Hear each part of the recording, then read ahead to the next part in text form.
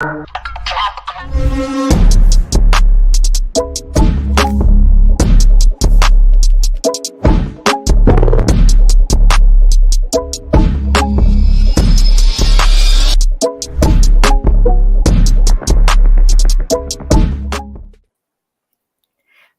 everyone, and Happy New Year. Kicking off in the hot seat with quite the episode. We're bringing some of our wonderful guests who you normally see in host role on our show to talk about what's going on for 2024, talking about some predictions, looking into that what do they call it, the glass ball, and making some predictions around AI. Hey, we are not taking mere glass, we are taking crystal, please. Yeah, this is crystal ball. This is not glass. The crystal ball for AI and its impact on sales, marketing, and so many different areas that we could dive into. So I'm going to let you all introduce yourself, since many people know who we are for In the Hot Seat, but why don't you go ahead and introduce yourself? I'm going to go on the corner there. Pete, why don't you give a hello to the audience? Hello, audience. I'm Pete Smith. I'm the CEO of SpotLogic, and we are focused on sort of reimagining what not only sales enablement can be, but what buyer enablement is going to be over, and these things coming together. So that's my focus. Thomas. Yeah, hello, Thomas. Happy New Year. I am, kind of a CEO as well, running my own analyst company. Kind of an CRM old star, doing that since probably before I can think. Okay. Covering it from Before development, that's good. consulting, and analyst point of view. Michael. Michael Fauscette, CEO and Chief Analyst, Area and Research. Still able to think. And yeah, still, I mean, sometimes. And we focus mostly on AI and CX and enterprise apps, cloud apps in general, but particularly around CX and AI. Awesome. So we have a great crew to talk today. And for those of you who have joined us before, welcome back. Thank you so much for joining us again. For those who are new to this show, you'll see these faces every other week as we dive into a lot of topics, talking around how to better engage with customers, how to humanize that digital experience. And we cover all aspects of the life cycle. And today we decided, you know what, we're going to bring together some of the voices that have it helped us get along in 2023 and really just dive into these predictions. So with that, I want to circle back and go back to what we talked about in the beginning, right? That AI, the looking into the future and what this really looks like. There was a really interesting article in the New York Times recently about OpenAI and some stuff going on in the legal world. So who wants to dive in and talk about this? Yeah, that's an interesting one, and I'll dive in because I've been looking at this, but I mean, this is a really interesting problem, and I'll give you, so New York Times sued OpenAI over their use of their intellectual property, and in the suit filings, they managed to get ChatGPT to regurgitate in verbatim some New York Times articles. Now, they don't give you any context, so you don't know, was it connected to the internet? Was it cached in the internet connection? Were they using RAG? I mean, there's all sorts of open questions about it, but nonetheless, it is there. But I like, just to give you kind of an interesting parallel, when the automobile was introduced, the buggy industry used their political power to sue the auto industry to put a restriction in place that said they can't make cars that go faster than horses. You get the point? Years ago, yeah. You get the How point? did that work out, Mike? Yeah, it didn't work out so great. I mean, my point really is that we're in the middle of change, right? A lot of change, and do we have to come up with something new? Sure, but the idea that we can just continue to put fences around the things in the old ways, they're just not going to work. And I think this suit, I mean, maybe they'll win, but I don't give it a whole lot of. Now it's going to make a lot of points, and eventually maybe they'll work out some sort of IP licensing deal, and that'll be fine. Everybody will be happy. Yeah. But we're in the middle of creative destruction, and that's caused by the disruptive tech, just like it has been in the past. And I just think things have to change. Yes and no. So I do think that things have to change and that things will change. But in general, IP is IP, and well, mostly. Some levels of IP are fairly low, probably just below the level of Earth. But especially if you are talking about using something that is protected, and we are not talking only about New York Times articles, but whole drafts of books that are used for talking without giving any compensation for it. That Right. is a thing that needs to be considered. Also, now looking into a bit more of the political area there, press is what's kind of the fourth power in any democracy. So At least it has been. I mean, we could argue about that probably at this point in history. let's say should be. So whether they are good at it or not, some are Yeah. better than others. True. So, and in this somehow, quality journalism somehow needs to be paid for. So, and if then what the hard work that some of them still put into it gets just stolen, this is not good. Well, but let me ask you something, Thomas, because this is where I end up with a problem when I think about this. So every time I write, I use all of the things that I've read and been exposed to and listened to throughout my very long life. And am I plagiarizing when I use that? I don't give credit to some book I read when I was, 8 years old, but it probably has had some influence on me. The problem is we're in a world with a thing that is performing very similarly to how you absorb that information. Now, should that thing have been able to regurgitate the article verbatim? No, but I suspect there's a technical reason for that. And so, yes, should they pay some licensing to train on the data? I think, because the model is the way it is right now, it would cause too much pain. But at the same time, I don't think we can draw the same boundaries that we would draw when we're thinking of, I stole your work and plagiarized it and renamed it and posted it on my site and made money. It just doesn't work that way, I don't think. Yeah, well, there's another point to it. The majority of articles that they quote are behind a paywall. So how did they get there without paying for it? Well, let me give you another one of my stories. So I'm at IDC. We have a whole lot of stuff behind our paywall. Somebody calls me and goes, "Hey, that report that you published last week and you're trying to sell for $25,000, I can download that PDF for free on the internet." Wait, what?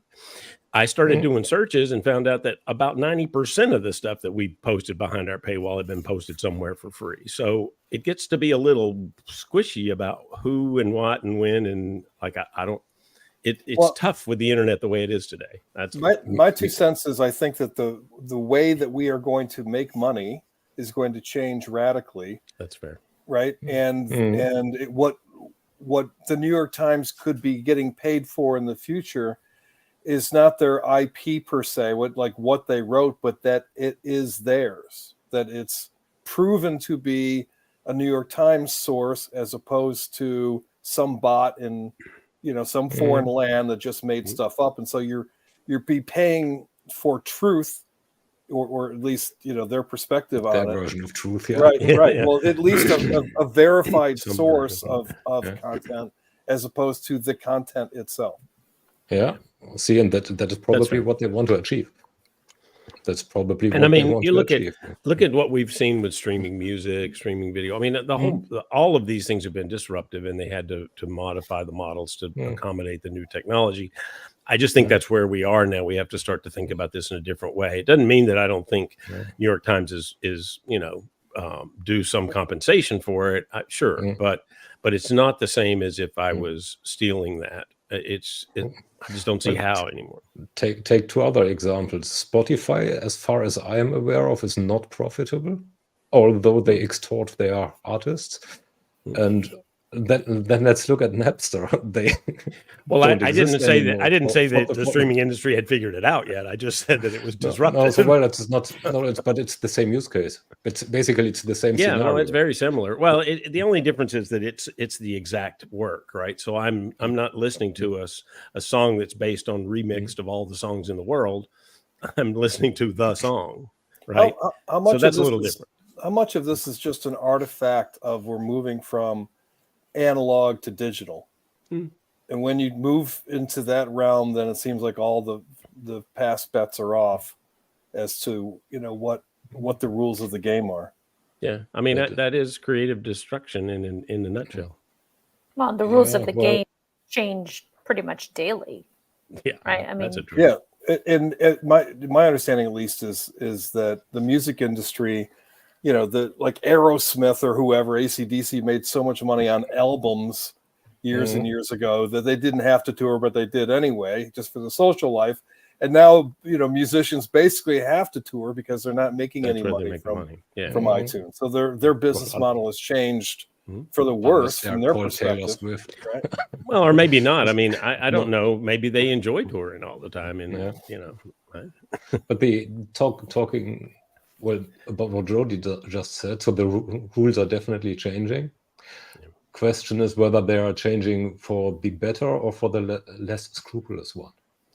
That is Well, the question that we, as a society, need to answer, which is probably far more than we should dive into. This Well, there's probably a little conversation. more than we could do today, but yeah, no, I mean, it's a valid question, but I say when you're in the middle of the change, it's really hard to see that. It's just very hard to tell. There's this tendency for human beings to want to figure things out, right? And so they're looking for an answer, and typically what it is it's both. Right? There's things that are getting better and there are things that are getting way worse. Bitcoin's a great example of having the potential to have all of these benefits, but it's also the number one currency used by cyber terrorists and all the rest of these nefarious actors, right? And so there's really nothing you can, there's no, magic, environment where you can have just the good without the bad. Yeah. Well, as Brent pointed out in the comments, unless you're Taylor Swift. Yeah. Well, Pete, you made the comment about human beings, and the other thing I'd say is we are always looking for the easy way, right? How to make our lives easier, how to make processes easier, how to do everything easier. And I think these technologies are making our lives easier in some ways, yet more complicated in others, right? Because where we're saving time on the front end, it's bringing up more issues on the back end. We are always forgetting about one dimension of making it easier. They are also making it easier to make money for some people. Okay. And these are typically first the ones that Pete mentioned in the Bitcoin example. These are the first ones to get into the game. Yeah, so I mean, again, it's hard to. The story behind it is, as long as there are no rules, the rules need to be made, and until then the boundaries are getting pushed. Yeah, and honestly, even now we make rules that are going to end up having to be changed because there's a lot we just don't understand yet. We're in the middle of a change, or maybe just in the beginning of it. I don't know, and it's very difficult to see what the end looks like until you're nearer. And it's always reactive, right? This is where the executive order comes into picture, or the European Union AI regulation, the upcoming one needs to say. They're all attempts at putting some guardrails into place that will create a new legality. New is the important word there, because where there isn't anything, there is nothing legal or illegal. Well, that's fair, and I mean, certainly the EU regulation when it takes effect is fairly broad, and it does some things that are going to be good guardrails, some that'll probably annoy people, but I mean, it's just like GDPR, right? We needed protection, privacy protection, and they put it in place. And I mean, even the Biden executive order, which I mean, it's an executive order, so it may not last through another election season, but at least it sets some movement among the regulatory agencies to get them to start taking some action and looking at this. So I think we have to, but I also, it's still early, and and even in the EU and GDPR, they've refined and learned as they have tried to enforce and enforced it. Right? We Europeans need to be good at something, so the innovation happens here on this continent. It's a good thing. I mean, since we're bringing up some marketing topics, right? GDPR close to my heart. Oh, you wanted to actually go to our real topic?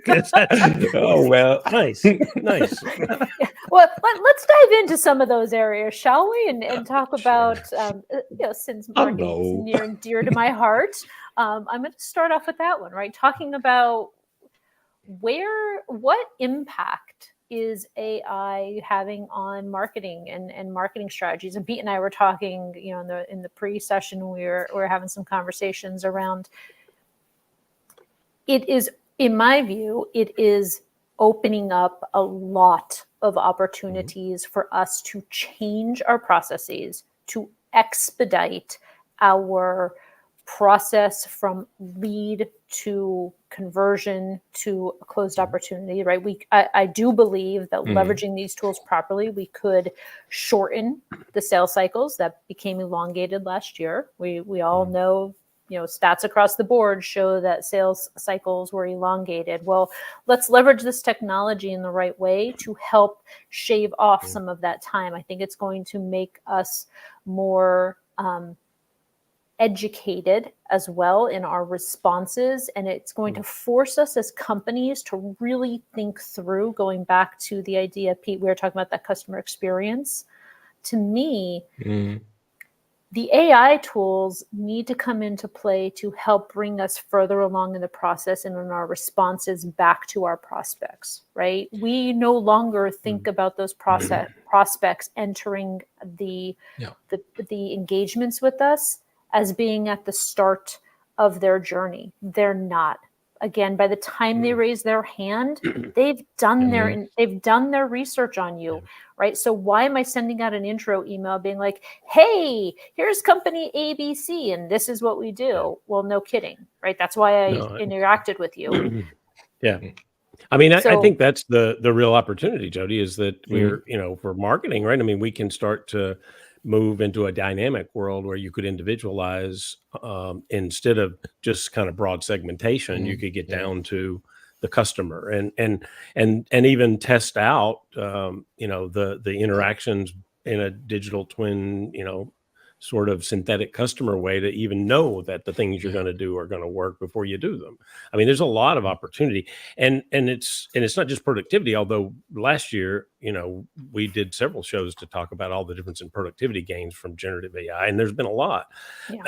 Just in helping generate content and in replying to emails and composing campaigns. All those things are great, but I think you're going to start to see traditional and generative AI come together, and you end up with this sort of conversational way to interact with the systems, and you have systems that are just smarter. They take the data and help you predict and use them in better ways that give you better outcomes.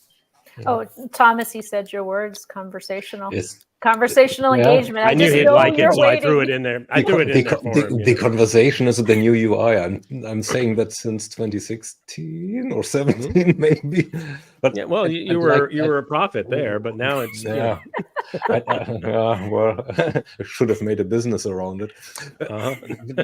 Well, so the conversation is the new UI. That's your premise.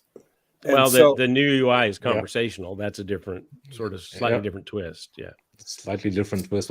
But interacting with the computer is going to be natural. It's going to be. But this is where I'm going with that idea, Thomas. Is that I think the more sophisticated the application gets, the AI. I mean, I really don't even like talking about AI because I look at it as just sort of the new operating system of compute, and so it's just going to be in everything, and it's like you and I don't mention the operating system of the computer every time we talk about a computer, right? So anyway, so that aside, you have these new capabilities, and as they get more and more robust, the way that we solve problems in automation as a human being is we throw bodies at things that a machine can't do. So the body fills in the hole, right? And then the machine starts to do it better. The brain, Pete, not the body. The brain. The machine starts to do it better. And then we say, okay, well, you don't do that anymore, human being. You do this other thing. And you can see where the salesperson himself wouldn't need to be in the middle of this conversation anymore for more and more conversations, right? I think that's where this is going. Well, and I'm going to bring up Brent has. You should bring awesome up Brent's comment, comment. right? There's so much conversation going on, right? Filters. I mean, Brent, that's an awesome point. Filters being part of the next UI. What do you think about that? That's fair. No, that's fair. No, that's based on the premise that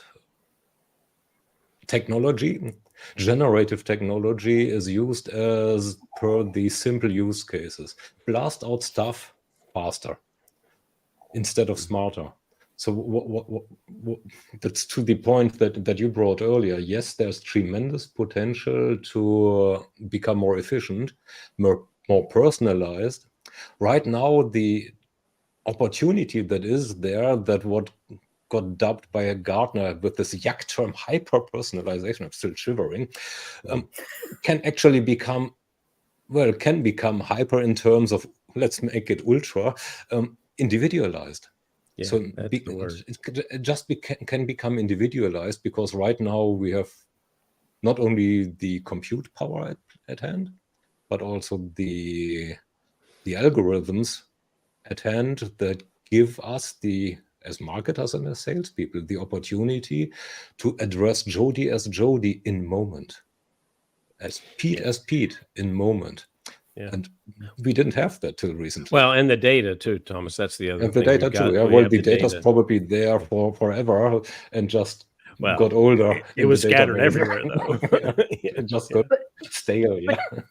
But to what Pete said earlier, and I think this is really important, right? Pete, you hit something that I think needs a little bit more discussion, right? AI is in everything. It is a piece of the solution, as opposed to talking about it as this individualized thing that is going to make all of the difference. The expectation is AI is now in all of these different solutions that you're implementing or using in your process, right? Well, and honestly, Jody, it has been for quite a while. Thank you. Yes, that's exactly what I was going to say. Like, it is not new. No, it's not at all. But what's new is the democratization of the AI that happened because generative AI came out and got in the hands of and is easy to use, because it's that missing piece. It's the natural language conversational piece that we didn't have before. So now, I mean, the traditional AI can still do all the whiz bang stuff behind the scenes that it did. I just want to use the output from it. I don't need to actually even understand that necessarily. But the generative AI piece gives me the capability to interact with it in a natural way. I didn't have that before. Right. Whereas Pete went a step further or two when he determines the operating system behind. So, and combine that with the term smart applications. Today and in the near future, we don't have anything that resembles a smart application. Nothing. Right. To me, a smart application is the application that analyzes my user pattern ongoingly and adapts itself. That's a smart application. So, and this is where we probably will be in 5 to 10 years, or maybe in 5 to 10 years. I'm not even sure it's going to take 5 to 10, but you know, but yeah. And I mean, it's starting to evolve. Deep topics. Well, we've touched on a little bit from the marketing side and started going into some of the other areas just by natural extension. What about sales? Well, one thing in particular that I think is really interesting about generative AI is that it's actually very good at understanding things. I mean, I'm using that, air quotes there, but it has such I mean, just imagine every piece of data in your head as an individual, every piece of information, and you've seen pattern after pattern after pattern, and you can start to disambiguate when one person says one thing and when one person says something slightly different, it's actually two different things. And generative AI, because of the state that it's in and it's going to be in, does that better than a human being. So there are going to be these things that we used to think are higher order functions, and it's like creativity is only going to be, the realm of a human being. It turns out that's really the opposite of where all this is going. It's going to be generative AI that figures out how to cure cancer. It's going to be doing these creative things. It's just like the story back when I forget what it was, Move 39 or whatever in Go, when the computer came up with something that no human being had ever done when it was playing against the number one player of Go, and it figured out something that, and we don't know how it figured it out. We don't know the algorithm that it used. We're never going to know. And to me, that's sort of the brave new world, is that this thing is going to be a better brain than what we have. And to me, that's the beginning of a different kind of life for human beings. They've never ceded the intelligence thing to something else before. They were always the smartest creature on the planet. That's why we got ahead, et cetera, et cetera.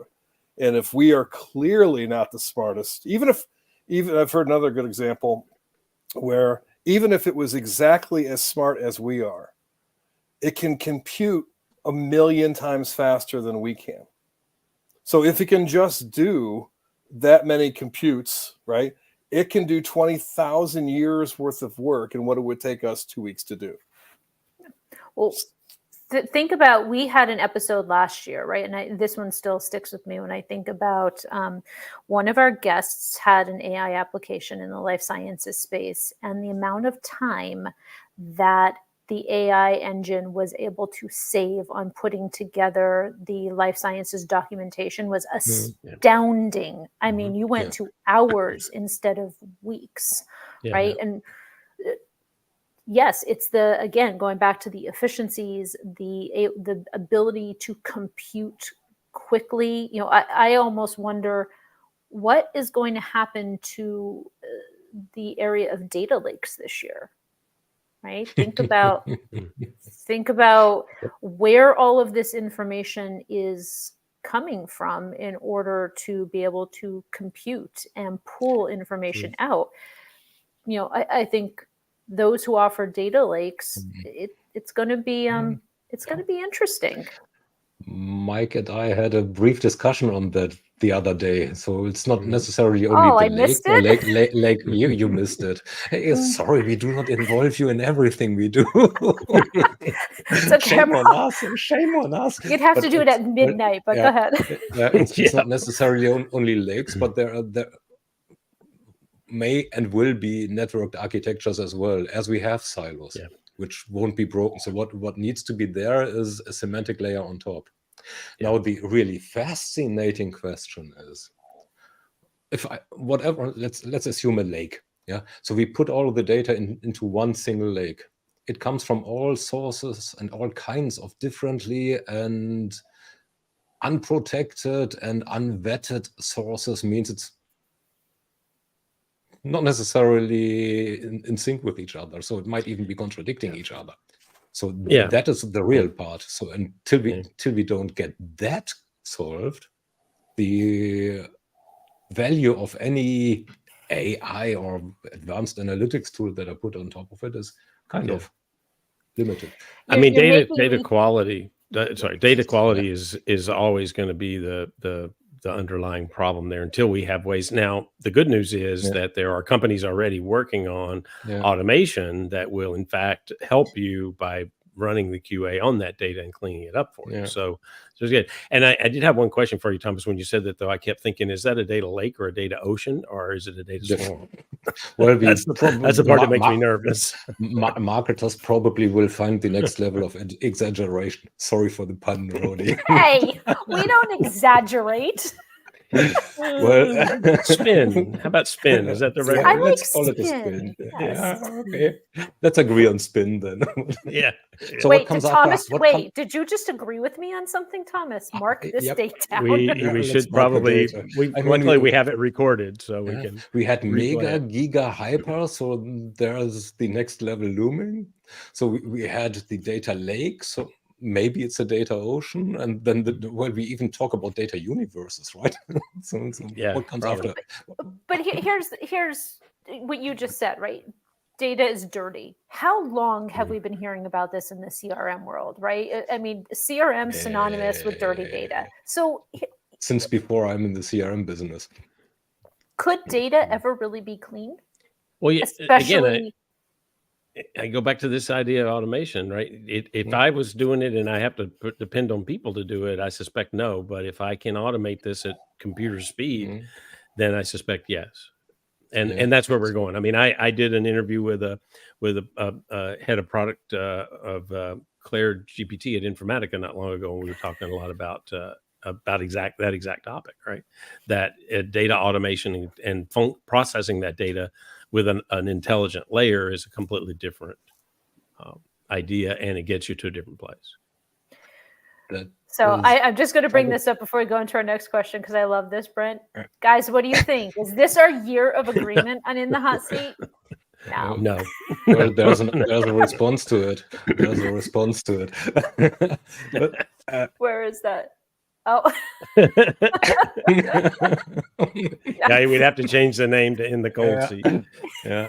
All right. So with regards to clean data, there never will be clean data. The question is, do we get it clean enough? And this is where the automation technologies come in.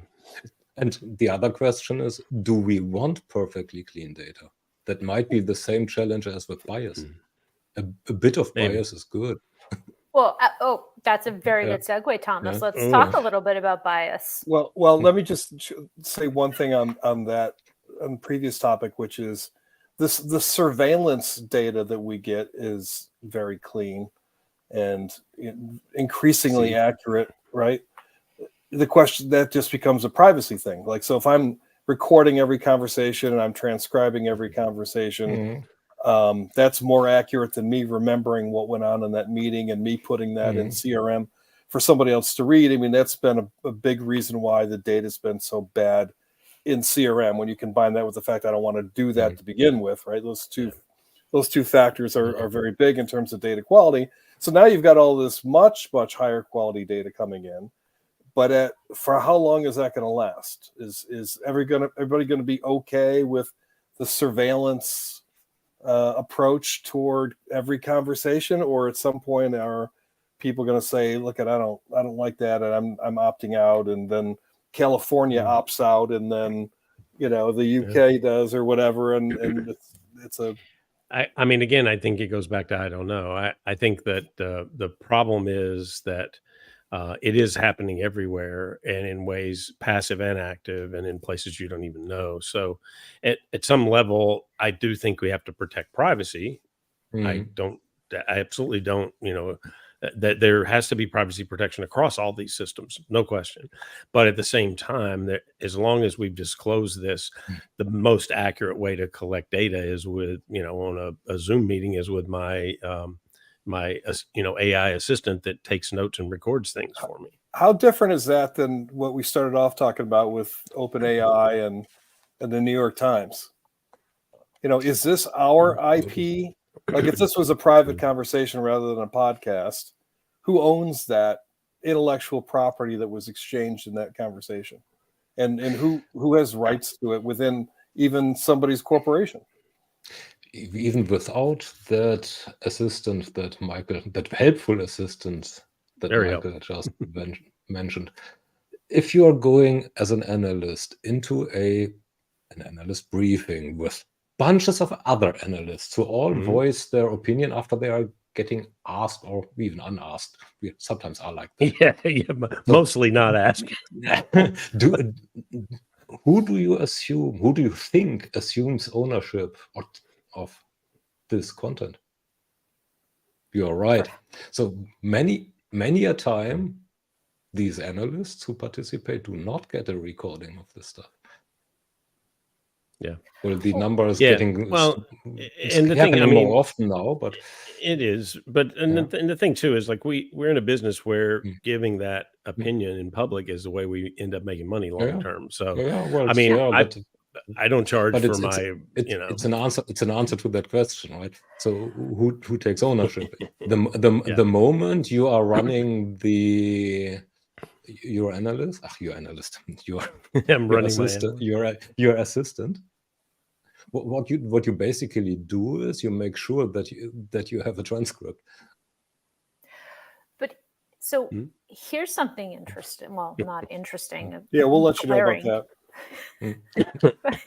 that. You're talking about the transcribing and I don't know about you, but meetings have changed, right? When people know they're being recorded and there is a transcription that is happening, there's much more gated and disinfected conversations that are happening. You talk to different people than I do, but but that's the negative side, I think, of everything that's like, yes, these transcription tools are great because my mind is like a sieve. Like I need transcription, like every conversation I have. But at the same time, I'm finding more and more conversations where I do have the transcribe on. At the end of the meeting, it's like, hey, can you take that transcription off? And then we start getting into some more meaty discussion. So there's also another layer of this. It's the executive session of the board meeting. That is in fact. And so, yeah, sure. You can go, okay, this is great. Now turn that thing off because I have to give you some direct feedback or whatever. Yeah. So this is similar to any measurement. So example way back. At my development unit, I implemented Scrum as a procedure way back in time. So, well, there have been daily Scrum meetings by the various teams with me running around them, just checking them. I had a doctoral student there observing the whole stuff and writing her thesis about it. What she told me after some while is, hey, the dynamics in the meetings that you are in is totally different. Yeah. It's the same with the it's the halo effect protocol. Yeah. It's the same with the automated protocol. Same thing. Yeah. The dynamics change. Yeah, but it still gets back to I need that to remember the action items out of the meeting. So earlier we had a note taker for that. Yeah, so which did not change. Who did not change the dynamics? Well, maybe I don't know. We are 37 minutes into our show, and we've not actually gotten to one question yet. No, we got through two. Oh, okay, sorry. We've gotten through two, but going off of the conversation that P started, I think one of the points that we had in the pre-discussion about how does AI change the skill set that's needed, right? Or what can we do for our employees to help them be able to take advantage of this technology? And I think, I think it starts so early in the career set that those who are coming out of school now are going to definitely have a leg up, right, on where this technology and how to leverage this technology. Go ahead. Yeah. No, the one thing because this is one of those things that I think is interesting and has been happening, and I think we're kind of not seeing, because I keep hearing this like, oh, we need gazillions of prompt engineers. Well, the truth is we don't, because guess what's happening? All of those enterprise apps that are embedding AI into the application are moving that prompt engineering back a layer. So we're going to make this easier for anybody to use because it's going to be conversational and natural. That is actually going to it's going to democratize the use of those. So it's going to make it easier. Now, there are some specialty skills in the back room that we absolutely have to have.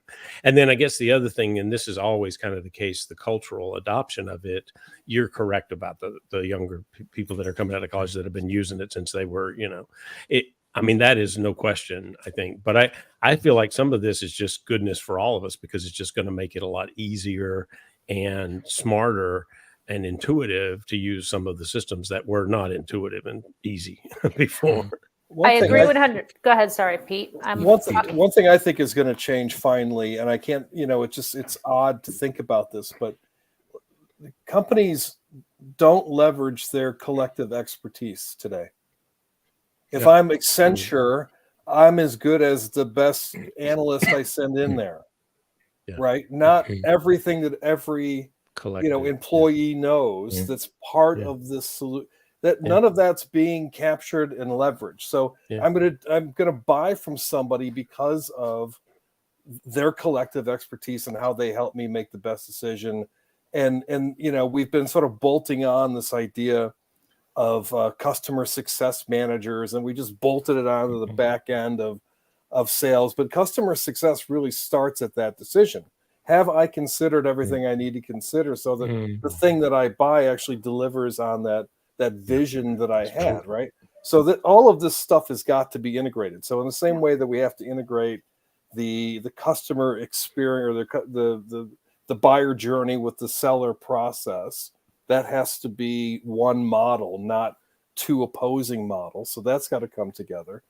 And this collective expertise has got to inform that model. It says when WWT sells JP Morgan this kind of solution, we've learned from every time we've done a solution like this, and you're getting the best that we can produce collectively, as opposed to whoever you got on your project team. I mean, to me, that's going to be one of the biggest transitions that happens this year. The collective. So we create the collective, my hive mind, I guess is the word. And that gives us over.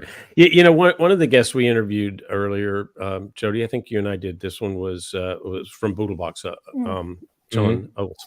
And one of the things they've done that I think is really interesting, and this is just kind of a simple example, but as a part of the way they built their system, you can be involved in this continuous chat of using their system. So every time you interact, now you can opt out if you want to do it privately, and you can contain it for my organization or bigger or whatever, right? So it's controllable, but every time I write a prompt, it just shares that, and everybody sees prompt and result. And over time, everybody gets smarter as a group because we've learned to work in this public space, or semi-public, depending on, I guess, how you're using it. And that actually then, lifts everybody up, and also gives you the capability to go back and search. I remember Pete did this mid-journey prompt 2 weeks ago that generated an image I really need. Let me see, where is that? Oh yeah, there it is. And then just reuse it. Like it changes the way we use knowledge and have knowledge, I think. Yeah. The whole topic of knowledge management and enterprise search will change with it, because, well, at the end of the day, what we need, the salesperson needs a lot of information. Same with the service person. Yeah. And they regularly do not know who to ask. Means the whole gamut of knowledge that is somewhere in this organization needs to get collected and it is collected essentially, just that it's in Slack, it's in Teams, it's in documents, it's in this repository, that repository, or whatnot database. The enterprise search, supported by Gen AI probably, will enable us to ask that hive of knowledge, that treasure trove of knowledge, to query it, basically, to get the appropriate answer. So you've all started going down the path of how I wanted to end with what predictions do we have for 2024? We are so good.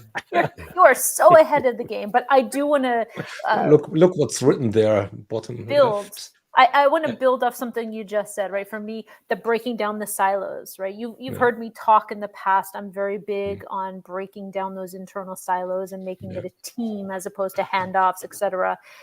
To me, one of the biggest things that will come out in the next several months with AI is that we are going to be more of a cohesive team, because we are going to have this information.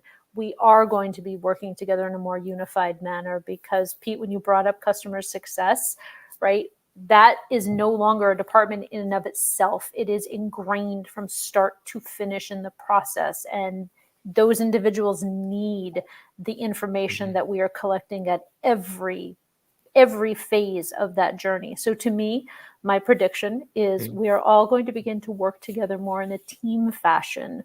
It's going to be more transparent across an organization. Transparency. I guess that's how I'll sum it up. AI is going to drive more transparency within an organization and give a better unified customer journey within organizations.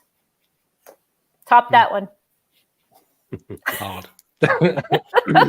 It's a good one. Yeah. Thank you. I think we've all learned better than to not give you the last word. Well, I mean, now we get to do our predictions. So, Yeah.